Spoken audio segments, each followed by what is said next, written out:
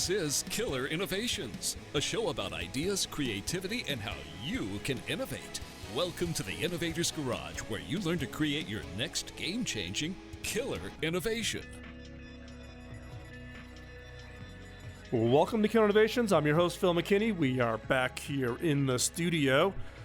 We've been covering a lot of really kind of broad topics around the show, but today we're talking specifically around something that you as a listener have heard me rant about before, which is innovation commercialization and how hard it really is to take that idea and turn it into a meaningful impact of an innovation in the marketplace. Today, we have a different perspective on that. It's not just about the innovations happening inside of businesses, but how do you take innovations that are occurring in research institutions and turn those into companies, products, services that has broad impact? Today, we have two guests with us, Flavio Lobato and John Dorizio. I'm going to pronounce that wrong, and I'll apologize for that right up front, guys. But welcome to the show. Appreciate you taking the time to join us today. Thanks for having us, Phil. Thank you, Phil. Thank you so much. So give us a little bit of background. You guys are taking a little bit of a different approach to taking a look at trying to commercialize innovations from research institutions. And as we talked before we started the show, I shared with you my background in the late 80s and early 90s of trying this back then, and it's got really frustrated in the whole experience. But you guys also have taken a little bit of a different approach. But give us a little bit of background on your own backgrounds and the company that you're with. So Flavio, why don't you start us off? Give us a little bit of background on yourself. Sure, Phil. Thank you for having us again. So very quickly, my background is in finance. I was in Wall Street since the 90s in places like Goldman and Credit Suisse, and later started and worked in the hedge fund industry where managed quite substantial amounts of assets. You know, my firm went through an exit, and basically 5 years ago, we began to look into this space. And John, give us a little bit of your background. Yeah, so my background, just always been passionate about the startup world, seeing creative problems and finding unique solutions to those problems. So really being hands-on, and that's taken me from founding a business incubator in Naples, Florida, to social business development opportunities in Haiti, and then obviously technology commercialization out of the Midwest. So tell us a little bit about your firm. How did you get started, and what do you guys focus on? Sure. So Ikove comes from the Tupi-Guarani. I'm actually Brazilian, and that's the native language of where I come from, and it means growth. And it's like that is initial part of life, and this is exactly what we're trying to do. Given my background, we looked at the technology commercialization market and saw that there was a massive opportunity here, but really very little in terms of commercialization. Almost $70 billion invested every year in basic research through universities, and I think the latest numbers that we have is that less than 1% of that is actually invested in commercialization. At the same time, as you probably well know, the VC, the venture capital industry, is going through a transition where it's really moving away from early stage investing, and a lot of the money is now going towards much later stage. So, the ability of technologies or early stage companies to get funding is just much harder. So that so-called valley of death, and is very alive today. So what Ikove really does is really bridge a gap between lab and market, and do so with a lot of support that we can, talk a little more as the show goes on. Yeah, I mean, it's interesting. You mentioned it, $70 billion, 1% ever gets commercialized. I probably would argue back when I was doing spin out technologies from the University of Illinois, it was, 1/4 of that. It's about 1/4%. But so the market, albeit it has moved, it's still a huge challenge, though. What's the biggest hindrance from getting, you got really smart researchers in all these universities. What's the challenge? What's the stumbling block to get something out of a university and actually turn it into some kind of a commercial success? John, you want to take that one? Yeah, I think there are a number of factors, Phil. One, you have an institution that it might not be set up with a structure and a mindset for commercialization. So you look at how the incentives are aligned, and the way that Ikove tackles that is bringing individuals, the stakeholders, the universities, the researchers, the inventor team on and having them continue to develop the technology or the company with us. So creating that early incentive and alignment is critical for the first stage of what we do. I think it's interesting. I mean, one of the challenges we had back when I was looking at this, 20 years ago, 25 years ago, was some of the state laws actually prevented professors from benefiting from their research because they were technically state employees. So you had these great researchers, and are you going to give up tenure to go try to do commercialization to avoid getting sideways on conflict of interest laws? Yes. Exactly. Yeah, that's a big problem, and still exists today. And to some extent, as you know, the IP is owned by the universities and not the researcher. So what really the researcher is getting at the end of the day is a piece of the royalties or that the university ends up getting. But really, it's not really a motivating factor for them to walk away. And to be honest, most of them do not want to walk away, right? They're not business people. They want to do what they love to do, which is research and invent and really innovate. And what we've really come together is with a structure approach where, first of all, we're not looking at one-offs. So, it's not a approach where we're coming to XYZ university and we're looking for a one-off deal. We're looking to build a long-term relationship and build a partnership with the university to help them identify, the incredible technologies that are in development and then, we do a lot of vetting. We have a very, sophisticated team within Ikove that, vets these different technologies. But at the end of the day, it's aligning, like John mentioned, and making sure that the inventor is also, a part of it, not necessarily as involved in the day-to-day of the business, but that he has that alignment of interest through the new company that's created. And a lot of the work that we ended up doing on the development of the technology is through the university, through the labs, which also, goes really well within our strategy of lowering costs and leveraging the existing infrastructure that's already in place. So when you're vetting, because that's you've got lots, you said $70 billion of funding goes to universities for research. What do you look for? How do you identify from your vetting process those characteristics of things that would be ones that you would select? What do you look for? Yeah, so, even to step back on that 70 billion, right? I mean, we have another layer on our strategy, which is we decided, first of all, we go to the source of innovation. And the other one is we go where very few people are looking. So from our perspective, we're not going to the coasts. We're not going to, New York or Boston. I mean, I'm very involved, with HBS. I actually, I'm part of the angel network at HBS and advise, on the student advisory board of Harvard iLabs. So I see a lot of that, right? They don't need my help. I mean, they're doing fine. But, when you look into the Midwest, right, specifically, you see 25+% of that 70 billion is invested in the Midwest, right? However, that value of that I mentioned before is greatly exacerbated in the Midwest because whilst 25% is invested in terms of R&D, only 3% of venture capital dollars are actually invested in the region, right? So when we looked at that statistics, we said, okay, this is where we want to be because there's, incredible innovation. There's an amazing infrastructure, right? So that's the first layer, right? We're based in Columbus, Ohio, and we've decided to, set our initial operations in the region. Second of all, we've structured, our startup nursery with basically right now we have 3 verticals. We're launching a 4th vertical. The first vertical is STEM, science, technology, and math. MedTech, primarily regenerative medicines, and agri-tech. And we're launching a fintech vertical by the end of the year.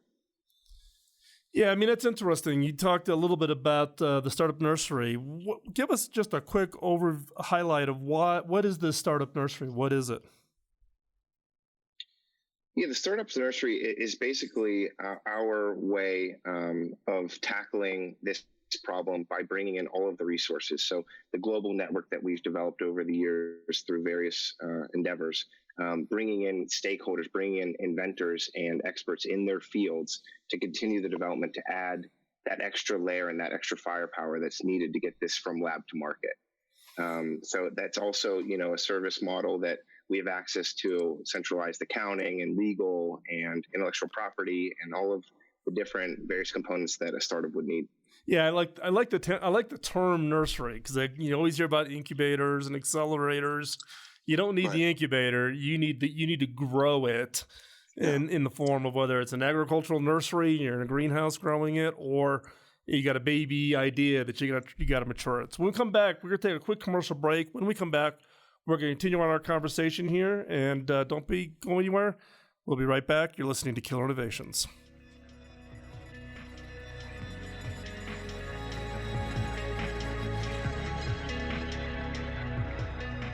Welcome back to Killer Innovations. We're picking up our conversation with Flavio Lebedo and John D'Orazio from Ikove, which is a kind of, I don't know how to describe you guys. I try to think about a title for you.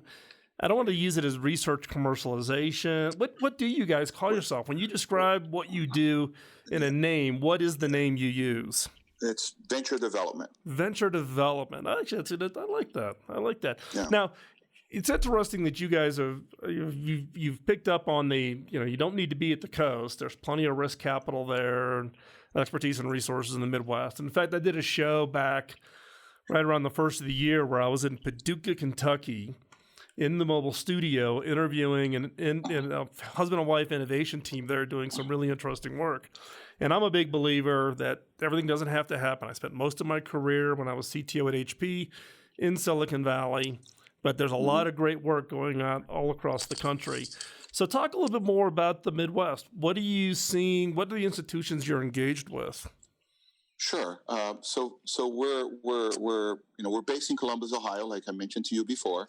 So our initial relationships that we developed was naturally with the Ohio State University. It's just an incredible institution, and as you well know, one of the largest research institutions in the United States, with about $1 billion in basic R&D every year.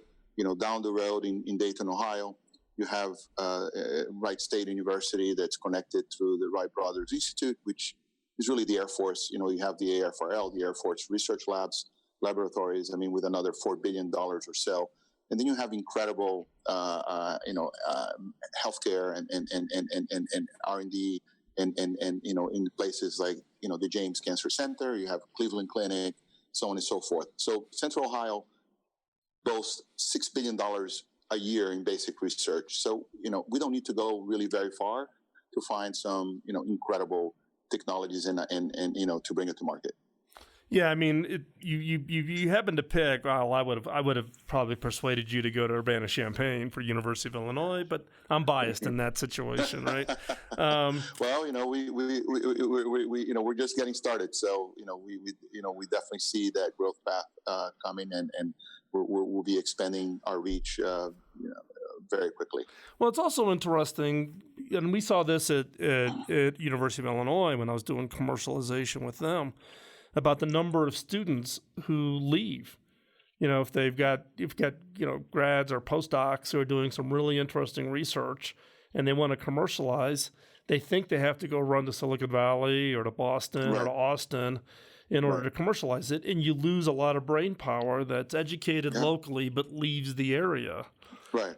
Go ahead. Absolutely. Yeah, and in a lot of cases that's kind of forced upon by the industry, right? The VC industry wants them to move to the valley. They want to be close to where companies are going to be located. So historically, that has been the case in a very significant way. Our thesis is that that is not the case. We think that there is just a lot happening. There's I think the numbers in terms of engineers per capita in the Midwest are some of the largest in the world. So in terms of infrastructure, it's just, fantastic. And it costs us 40% less to run a company in Columbus, Ohio, than it does to run it in the coast. So it's a huge cost advantage, especially in the early days. Yeah, well, that's one of the reasons why I live in Colorado now, and not in Silicon Valley. We have a staff of about 200 here, and we can operate much more efficiently here than we could ever in the Valley. Absolutely. But some of the challenges of these commercializations is you get them to a certain stage, but you still are going to need to bring in outside capital. Mm-hmm. How do you think about that after you've got them in your nursery and you get them to a certain stage? You're doing early stage funding. How do you bring together that network of later stage funding so that you got a clearer funding model to sustain these growing businesses? John, should I take that? Or sure. I think that's more appropriate. Yeah, so I think that's what's very unique about what we built. Even though Ikove is based out of Columbus, our reach is global, and that is through the partnership that we have in place. Myself, I was part of an $8 billion hedge fund in my previous life, and very successful career over a 25 year span in finance. So during that lifetime, I built incredible relationships all over the world. And we've been able to bring in almost $30 million of direct funding to our companies without pretty much having $1 coming from VCs. So it's all, leading families and family offices around the world that, believe in what we're doing, believe in innovation. And, it's kind of the cherry on the pie on the entire model. So, we have, in one of our, we can talk a little bit more about that, but the latest round for one of our companies had investors coming from 10 countries. Wow. So it really does give a global view to the opportunity, not just the typical regional VCs like, do you go to Morgenthaler in Cleveland or Frontenac in Chicago or something like that? We're definitely not regional, like us, I think it's important to note that, the innovation is coming from the Midwest. It doesn't necessarily mean that, the best final location for the companies are going to be in the Midwest. Mm-hmm. So, we have companies that are based in New York, in the Valley, in China. I mean, it's really a global opportunity. I think, Phil, also that gives us a reach into the other side of it. So how do you match these technologies to industry and ask the questions about market readiness and who cares really, and how do you want to implement this technology? So our previous backgrounds working with industry have allowed us to open those doors and build those relationships to help essentially work those technologies into the market. Well, I think it's interesting because you guys have the specific verticals. And one of the challenges we had in commercialization was product market fit. You had an innovation. Right. Innovation does not equal product and does not equal market fit. It's attaching that product market fit that determines success or failure, correct? Right. Yeah, that's correct. Absolutely. So that's huge. Go ahead. I was going to say that's a huge part of our vetting and validation phase of the business, where we're looking at this technology and asking those hard questions, working with the inventor team to see what's really out there, doing intellectual property disclosures and research and really all of the groundwork that you would need to do that a traditional startup would go through. So we're going to take another quick break here, but there's two questions I want you to think about while we go to commercial break, come back in the next segment to answer. One is you talk about a little bit about the services you provide to the company. So we'll talk a little bit more about that. But then I'm interested specifically on a couple of examples of your companies and kind of the process they went through. Because ultimately what I want to give the listener today is a little bit of insight on how they could do a better job of preparing themselves for avoiding some of the struggles that even your companies have experienced. So absolutely. So when we come back, we're going to pick up our conversation. Don't go anywhere. You're listening to Killer Innovations on the BizTalk Radio Network.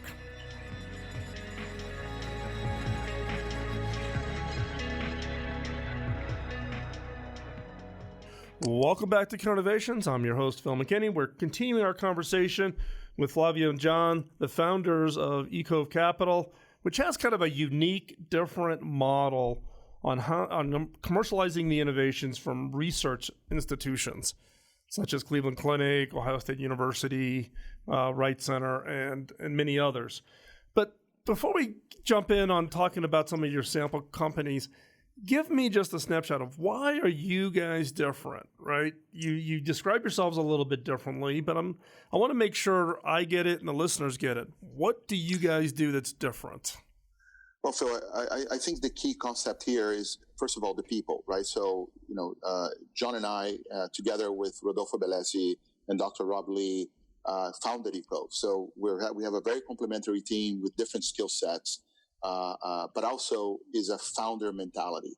When we're getting involved, there's an IP, there's a great idea, there's a lot of R&D that has been invested into this technology, but there's no companies. We're going in and actually, once we identify and vet the technology, we bring it into the startup nursery.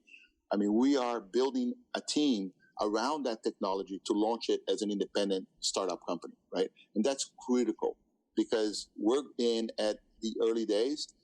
We're providing, de-risking the business along the way using our different skill sets of the different founders, from, legal, accounting. Dr. Rob Lee was the chair of the Electrical and Computer Engineering Department at Ohio State. I mean, so we're very lucky to have that type of let's say, team around us to make it successful. But the founder mentality is critical. So one way I guess I would describe it also is you are active capital versus passive capital.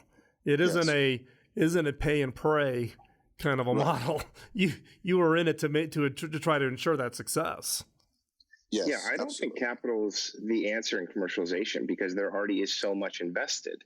It's really more of this hands-on mentality of how do you execute on this in a really tough ecosystem.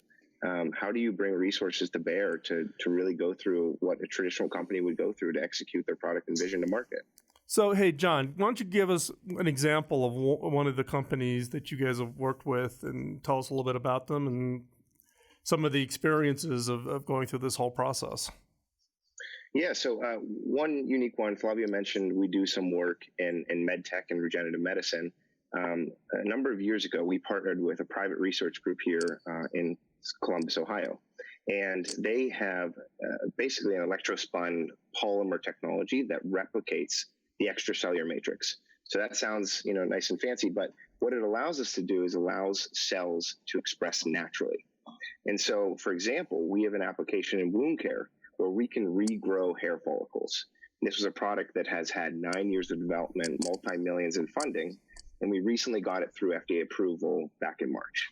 So a huge milestone, but really bringing a lot of our talent and resources and just execution expertise to bear to make that happen.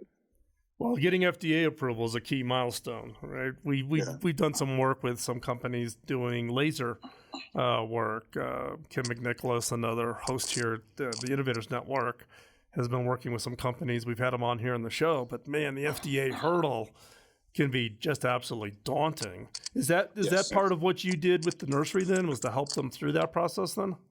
Absolutely. Say, Flavio, you got another example of another company that you guys have worked with to give us another kind of insight on how you work with them? Yes, it's actually our first baby, our first graduate, let's say, of the startup nursery is a company called Nikola Labs. And Nikola Labs is homage to Nikola Tesla, of course. And, Tesla was taken, so we went with Nikola. And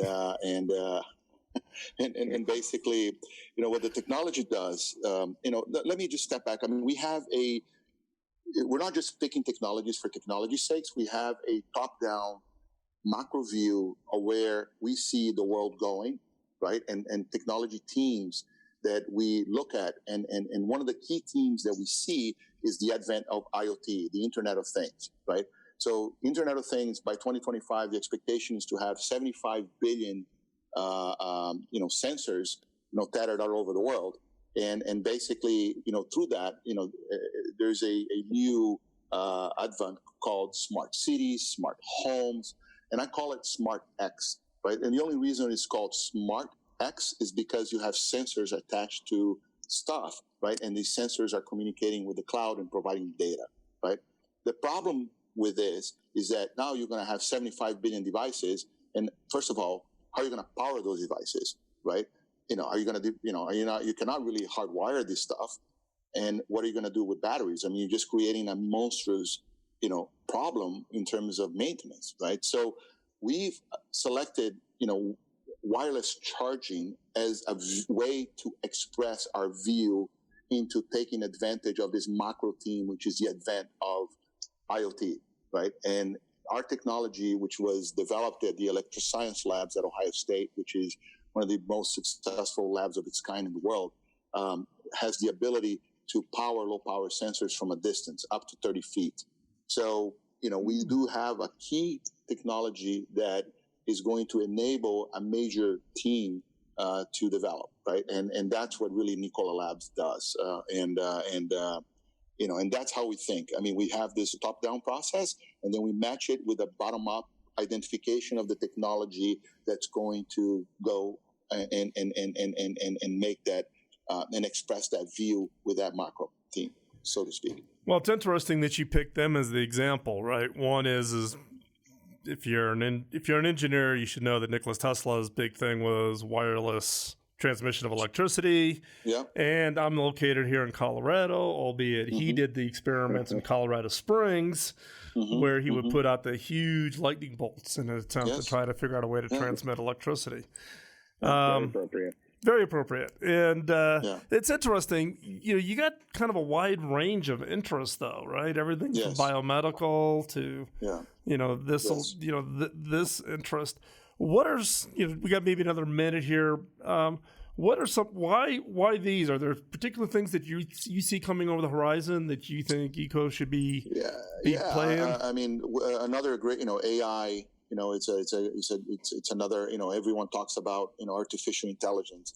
Our play in AI is through behavioral AI, and it's really understanding human behavior to predict, decisions. And we've been able to successfully predict elections. We're testing in the stock market, with brands. I mean, it's just unlimited possibilities. Robotics is another great theme. I mean, we see industrial robotics as a huge theme going forward, and we have a technology called circular wave drive that is a key component of industrial robots, basically 40% of that cost structure, and we're going to disrupt that industry. So it's really interesting. We're not forced. We're using our own capital, so we're not in a rush. I mean, we are able to really spend the time and the money and the resources and build the right teams to really identify that and launch these very successful startups in deep tech. Right? Well, I think that's key because in the case of innovation, patience is the one thing that tends to be the lacking portion of this. Right? We think we can manage a timeline when there's still discovery that has to be made at some part in the process of turning that into a product. So what's next for Ikove? You've been around for 3 years. You've got 10 companies. You've created $150 million in equity value. What's next for you guys? I think what's the last, is going through an exit. And I think that will happen over the next 12 to 18 months. We'll be able to prove out the entire concept. And then slowly expanding the nursery to other regions and testing that out. I think that this is a global opportunity, and there are many places around the world that also need this type of resources. So we have a plan over the next 2 to 5 years to really have different areas based in Asia, Europe, so on and so forth, to take advantage of this global opportunity. Perfect. So people want to follow you real quick. What's the best place for them to keep track of what you guys are doing at Ikove? We just got a few seconds left. Our website is ikovecapital.com. Check it out. We have a lot of information. If you're interested, reach out to us. We'd love to talk about what we're doing and hopefully do some stuff together. Perfect. We'll have all those links up in the show notes over at Killer Innovations. Flavio, John, thanks for taking the time out of your schedule to join us here on Killer Innovations. For those of you here listening to the show, don't go anywhere. The next segment is our 5 minutes to new ideas. It's the new segment, new format, trying this out to give you some actionable help in generating that next idea that leads to a killer innovation. So don't go anywhere. We'll be right back after this quick commercial break.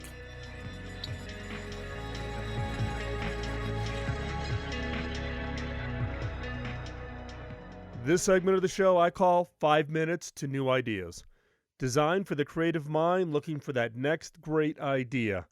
Each episode will challenge you to think differently about yourself and your business by asking unique, funny, and sometimes crazy questions. Get your notebook out and be ready to uncover that game-changing idea. Here is 5 minutes to new ideas.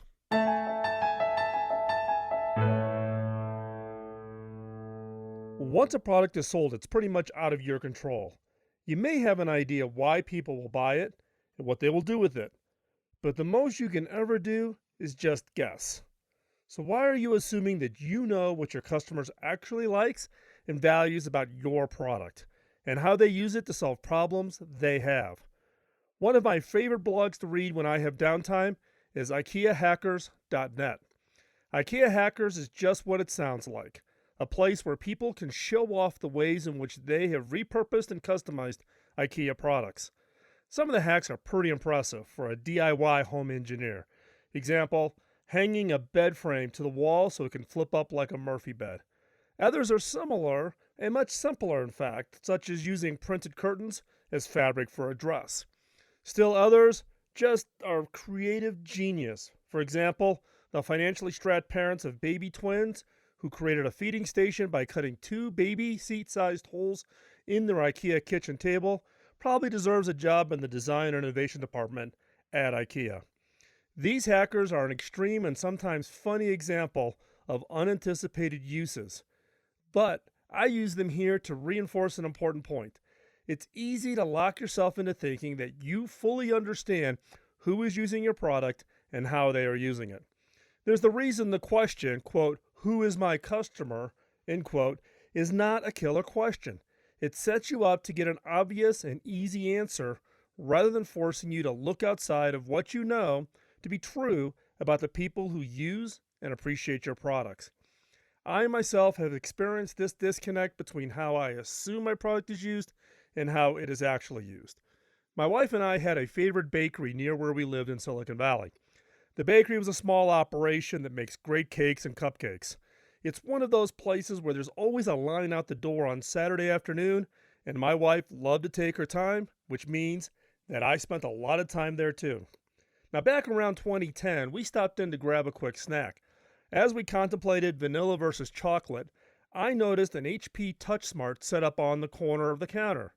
Now naturally, I went over to check it out. Now, the TouchSmart was the first PC that users could interact with by touch. It's got a ton of applications. A busy, overscheduled family can use it as a hub computer for the home, running their calendars off of and coordinating and communicating with one another. My wife uses hers while she cooks. She goes online to find recipes and coupons or to check her email. Sometimes she entertains friends with a streaming music or plays mahjong while they hang out in the kitchen. Designers and artists, such as the contestants on Project One Way, can use it to digitally sketch out images and ideas that need to be easily and instantly shared.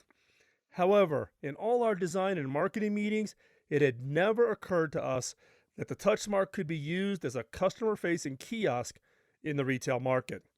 Yet this is precisely what the owner of the bakery had done. He had bought a TouchSmart and had written his own simple sales application. Each image, be it chocolate brownie or a 3-tiered wedding cake, click through to an ordering screen. The customer could customize their orders at their leisure and place it without waiting in the extremely long lines that this bakery had. I was impressed, to say the least, and stunned that we had missed such an obvious use for something we'd worked so hard on. In the following weeks, I shared the story with anybody who would listen and suggested them to go to the store and try it out for themselves. The teams took that input and developed a TouchSmart version that would support a kiosk offering. Today, if you go into Sam's Club or visit Chicago O'Hare Airport, you'll see the TouchSmart kiosks in action. So what should you take away from this story? The person buying your product doesn't see it as an end solution. They see it as a tool that will help them solve their problem. For example, I hate this tiny bakery. I can't hold or display everything I'm capable of offering. I'm losing out to bigger competitors. When I physically print out pictures and put them in a photo album for my customers, they get grimy, dirty, unappealing in a matter of weeks, yet I don't have the time to swap out the pictures on a regular basis. I need something simple and efficient that will showcase my wares, take orders when I'm too busy. That's the problem for this bakery. Your customer looks at what you're developing as a tool for them to achieve their objective. I love being surprised on the job, and our local bakery showed me something I'd never considered. Now its owner doesn't think he did anything that interesting. To him, it's a completely logical way to address his need. The fact that it never occurred to us to offer a TouchSmart as the solution didn't stop him from figuring it out for himself. So, figuring out who uses your product in a way you never intended can unlock new opportunities you would have never considered. You want to potentially double your sales? Go out there and ask yourself, who is using my product in a way I never intended, and how are they using it? Now, don't stop there. Ask yourself, what problems, needs are you looking to address? Are you so tightly focused on what you believe your customers' problems and needs to be that you are missing out on potentially huge opportunities? How could you identify existing customers and observe how they use your product? Is there a way to give your potential customers an opportunity to play with and use your product without giving them specific parameters for how, when, and why they should use it? What ideas do they come up with? If you are willing to listen, your customers will tell you what they see as the value from what you are offering. I'm Phil McKinney, and thanks for listening. Thanks for taking the time out of your busy schedule to join in. If you have any comments or suggestions, drop me a note over at phil@killerinnovations.com. Now, the reason I've been doing this show since 2005 is to pay back my early mentor by paying it forward. My first mentor, Bob Davis, invested an immense amount of time in training and coaching me, which had a major impact on my career. When I went back and asked him how I could pay him back, he just laughed and said I couldn't. I had to pay it forward. If I could ask for a favor, could you help me pay it forward? How? 1, give us a rating wherever you get your podcast, as that helps spread the word. And 2, by telling others about the show. This episode of Killer Innovations was produced by the Innovators Network. You can find the show notes and the entire show catalog over at killerinnovations.com. I'll talk to you next week. In the meantime, go out and change the world with your killer innovation. Bye-bye.